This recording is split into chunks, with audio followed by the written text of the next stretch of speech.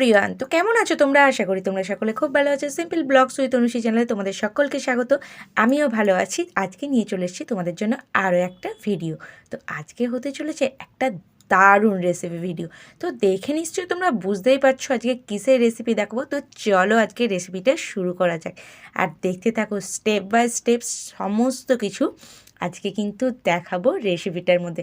অনেক দিন আগে থেকেই আমার কাছে এটা রিকোয়েস্টিং ভিডিও বলতে পারো, একটা দিভাই করেছিল, তো আমার টাইম হয়ে উঠছিল না, সেই জন্য দেখানো হচ্ছিল। তো আজকে সেই রেসিপি ভিডিও তোমাদের সঙ্গে নিয়ে চলে এসেছি শেয়ার করার জন্য। তো চলো দেখতে থাকো ভিডিওটা, আশা করি তোমাদের খুব ভালো লাগবে।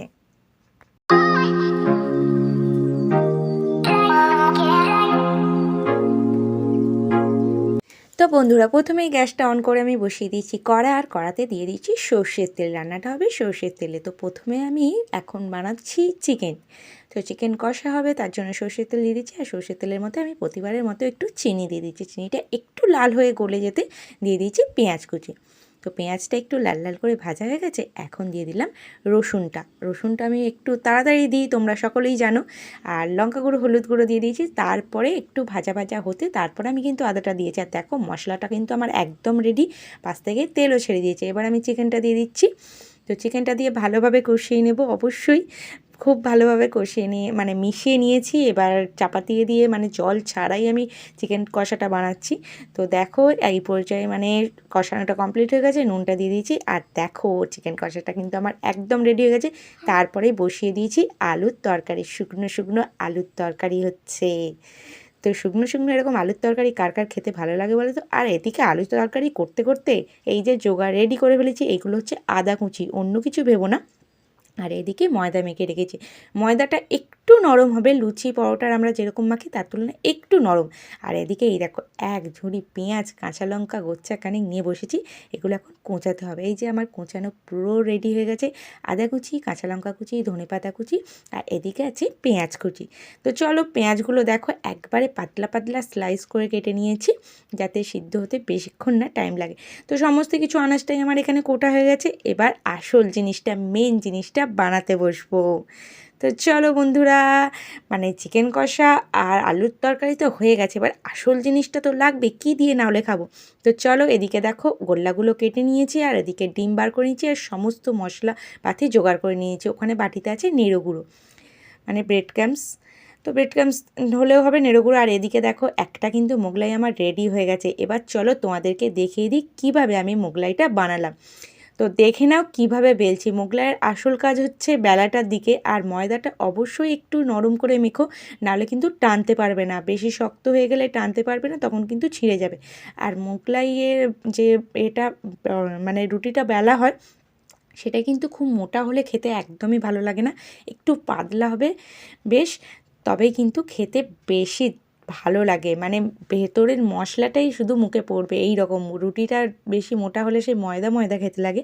তো দেখো একটা থালার পিছনে আমি বেলছি, ব্যালন চাকিটা ছোটো হয়ে যাচ্ছিলো, সেই কারণে একটা বড় থালা নিয়েছি, তার পিছনে পুরো গোল করে আমি কিন্তু লেচিটা বেলে নিয়েছি। এবার প্রথমেই দিয়ে দিচ্ছি আদা কুচি। দেখেছো তোমরা ছোটো ছোটো করে আমি কুচিয়ে রেখেছিলাম আদা, তো আদা কুচিটা দিয়ে দিলাম। তারপরে কাঁচা লঙ্কা কুচি, আর এখানে দিয়ে দিলাম ধনেপাতা কুচি। তো তোমরা ধনেপাতা কুচিটা স্কিপও করতে পারো, আবার ধনেপাতা কুচি তার সঙ্গে তোমরা কিন্তু ক্যাপসিকাম কুচিও দিতে পারো, সেটাও কিন্তু ছোট্ট ছোট্ট করে কোঁচাতে হবে। তো তারপরেই দিয়ে দিয়েছি স্লাইস করে যে পেঁয়াজগুলো কেটেছিলাম, পেঁয়াজ কুচি, আর দিয়ে দিলাম পরিমাণ মতো নুন। তো ডিম দেয়া হবে যেহেতু, আর সমস্ত মশলাটা দিলাম, নুনটা না দিলে কিন্তু একদমই খেতে ভালো লাগবে না। তো দেখো এখানে আমি সমস্ত কোঁচানো সবজিগুলো দিয়ে এবার আমি কিন্তু ডিমটাও ফাটিয়ে দিয়ে দিলাম। তো তোমরা এটা কি করতে পারো, আমি মোগলাইয়ের পরোটাটা বেলে তার উপরে এই মশলাটা মিশাই, তোমরা কিন্তু একটা বাটিতেও এই সমস্ত মশলাটা মিশিয়ে নিয়ে ঢেলে নিতে পারো এই পরোটার ওপর। তো দেখো আমি হাত দিয়ে খুব ভালোভাবে ডিমটা কিন্তু মিশিয়ে দিয়েছি সমস্ত জিনিসটার সঙ্গে। এবার আমি পুরো মশলাটা চারিদিকে, পরোটার চারিদিকে ভালোভাবে ছড়িয়ে দেবো, যাতে পুরো পরোটাটা যেখানটায় মুখে দেবো সেখানটাই কিন্তু মশলাটা যাতে পাই, শুধু ময়দাটা যেন না থাকে। তো দেখো আমি খুব ভালোভাবে ছড়িয়ে দিয়েছি। এবার এর ওপরে আমি ব্রেড ক্রাম্বস বা নেড়ো গুঁড়ো ছড়িয়ে দিলাম। ব্রেড ক্রাম্বস মানে ওগুলো হচ্ছে অল্প পরিমাণে দেবে, বেশি দিলে সেটাই মুখে লাগবে, ডিমের টেস্টটা খুব বেশি পাওয়া যাবে না।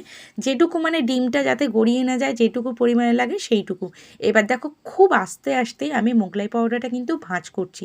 ভাঁজ করাটাই সবথেকে মেন, সবাই ভাঁজ করতে পারে না। তো দেখো আমি কিভাবে ভাঁজ করছি, আর ময়দাটা দেখছো কতটা নরম মেখেছি, যাতে আমি টানলেই কিন্তু বেড়ে যাচ্ছে। তো ওই সাইডটা একটুখানি একটা কোণ একটু ফেটে গেছে, একটু ছিঁড়ে গেছে, তার জন্য কোনো অসুবিধা হবে না, চাপা পড়ে গেল। তো দেখো এই দুটো কোণ হচ্ছে সবথেকে বেশি প্রবলেম করে। অনেকে বলে এই দুটো কোণ নাকি মোটা হয়ে যায় ভাঁজ করার সময়। তো দেখো কিভাবে আমি ভাঁজটা করলাম, এতে কিন্তু একটুকু মোটা লাগবে না, পুরোটাতেই কিন্তু মশলাটাও পাওয়া যাবে আর প্রচুর কাঞ্চি, এত সুন্দর খেতে লাগবে ভাজার পর। তোমরা বাড়িতে অবশ্যই ট্রাই করো, এটা আমার রিকোয়েস্ট। আর এই মোগলাই রেসিপিটা আমাকে রিকোয়েস্ট করেছিল হচ্ছে ঝুমাদি, মানে হাউসওয়াইফ ঝুমা। তোমরা অনেকেই দিভাইকে চেনো, দিভাই আমার অনেক পুরনো বন্ধু বলতে পারো, দিভাই গার্জেন বলতে পারো, তোমরা যেটা ইচ্ছে বলতে পারো। তো ওই দিভাই হচ্ছে আমার কাছে রিকোয়েস্ট করেছিল যে এই রেসিপিটা বানানোর জন্য। আর অনেক দিন থেকেই আমি ট্রাই করছিলাম, কিন্তু সুযোগ সময় হয়ে উঠছিল না, তাই জন্য পারছিলাম না। তো দিভাই সরি, অনেকটাই দেরি হলো আমার রেসিপিটা মানে আপলোড দেওয়ার জন্য দিতে। তো জানি তুমি প্রতিবারের মতো এইবারও হচ্ছে আমার ফার্স্ট ভিউয়ার্স হবে, তুমি প্রতিবার আমি ভিডিও চাললে ফার্স্ট ভিউয়ার্স হও তুমি, প্রতিটা ভিডিও তুমি একটাও মিস করো না।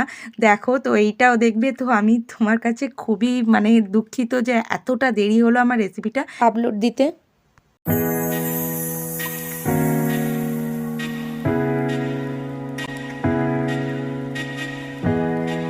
তো দেখো মোগলাই পাউডারটা কিন্তু আমার খুব ভালোভাবে রেডি হয়ে গেছে। তো এইভাবে মোগলাই পাউডারগুলো প্রত্যেকটা আমি বানিয়ে নেবো। তো দেখো মোগলাই পাউডার বানিয়ে আমি এদিকে দিয়ে দিয়েছি, আর মা এদিকে ভাজছিল, আমি বেলছিলাম আর মা ভাজছিল এখানে।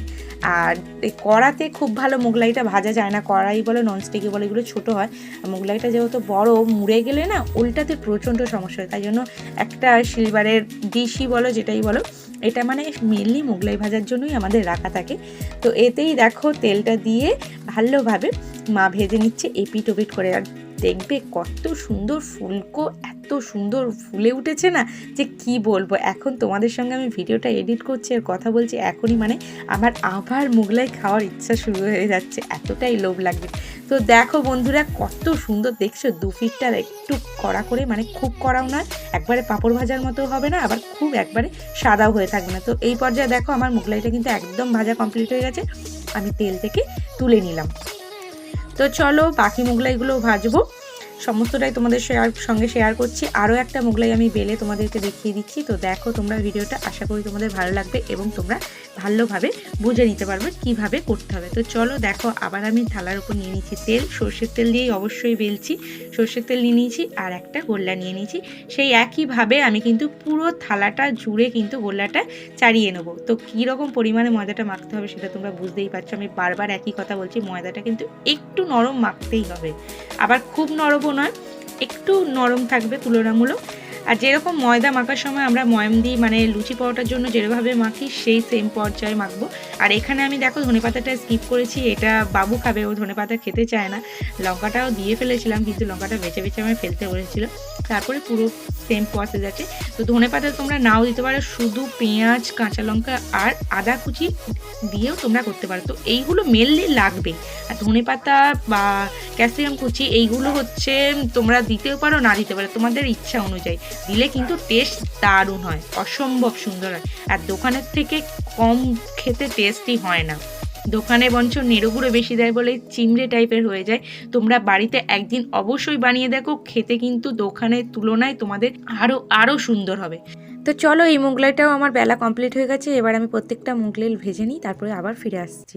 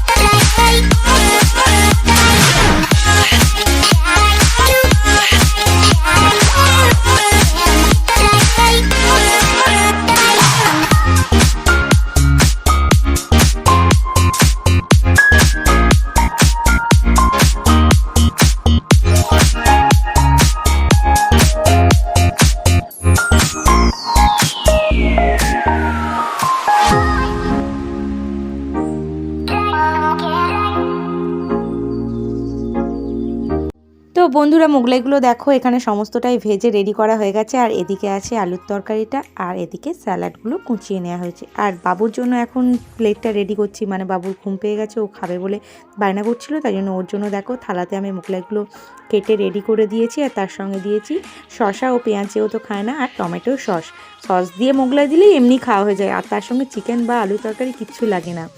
আর চলো চিকেনটা তোমাদেরকে দেখাই। তো দেখো চিকেনটা চারিপাশ থেকে তেল বেরিয়েছে, একদম গায়ে মাখা মাখা চিকেন কষা, এর সঙ্গে মোগলাই দারুণ লাগবে। আর এদিকে দেখো ওকে চিকেনটাই দিয়েছি, ও আলুর তরকারি খাবে না বলেছে, ওর জন্য ডিশটা একদম রেডি করে দিয়েছি। আর অবশ্যই তোমরা মোগলাইগুলো যখন খাবে তার আগে কিন্তু বিট নুন আর মরিচ গুঁড়ো ওপরে ছড়াতে একদম ভুলো না, তাহলে কিন্তু টেস্টটা পাবে না। তো চলো বন্ধুরা, আজকের মতো ভিডিওটা আমি এখানেই শেষ করছি। ভালো লাগলে অবশ্যই একটা লাইক শেয়ার কমেন্ট করে দিও, চ্যানেলটা সাবস্ক্রাইব করে পাশে থাকার অনুরোধ রইল। তো আজকের মতো টাটা, আবার দেখা হবে অন্য দিন অন্য কোনো ভিডিও নিয়ে। তো সকলেই ভালো থেকো, সুস্থ থেকো, টাটা, বাই।